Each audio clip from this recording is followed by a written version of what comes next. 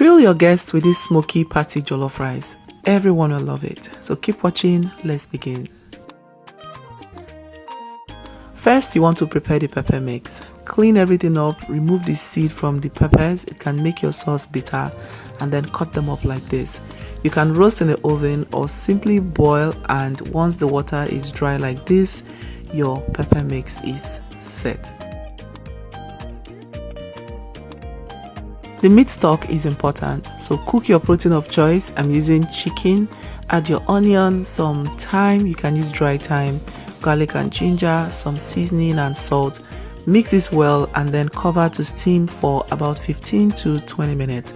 I'm working with hard chicken, so it takes time to cook. 20 minutes later, you can now add some water and cook until the meat is tender. Once the meat is cooked, separate the meat from the stock and pass the stock through a sieve. We need it for our jollof rice. Today's special hug is for Animat Jubril, watching from Kwara State in Nigeria. I'm glad you love the recipes. Please let me know where you're watching from so I can send you a hug in my next video. So next, I'm going to fry the meat in some oil. I'm using hard chicken and it's barely got some flesh on it. So the trick here is to crank up the heat so it browns outside faster without the interior getting too dry. Reduce the oil you have in the pan if it is too much, and then fry some onion. You can also add shallot. Shallot brings this sweetness balance to your jollof rice. Now fry your dry spices together with the onion as well. That was some thyme, bay leaf and seasoning before you go in with your tomato paste. Fry the tomato paste for a solid 10 minutes. You don't want this to be sour. Now if you prefer to roast your bell peppers, you can do that without an oven as well by greasing your pan and then go in with the bell pepper. You want to face it down and cover. After about 10 minutes, you want to flip. Do this on medium-high heat. Keep going until it is charred, just like this. This is another way to prep your pepper mix if you don't like the boiling method.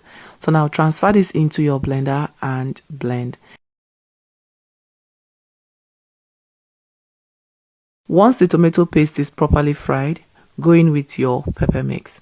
Mix this properly and allow this to fry on very low heat while you prep the rice.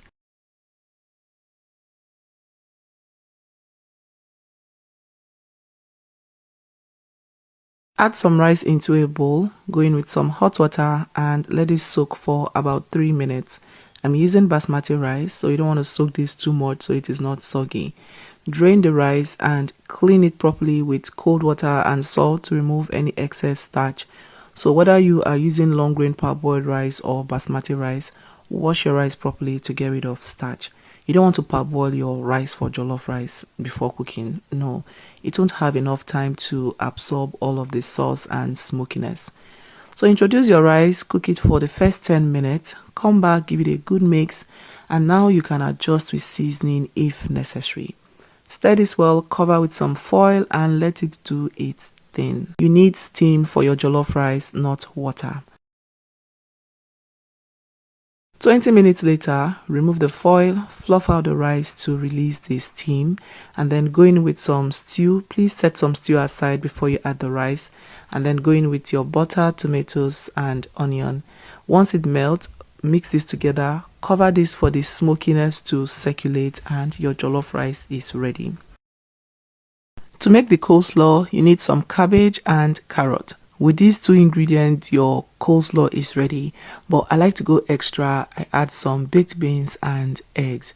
You can also add corned beef if you prefer. Slice everything up, cut the cabbage as thin as you can, grate the carrot and layer them up in a bowl just like this. Start with the cabbage, the carrots, the baked beans, just like that until everything is done.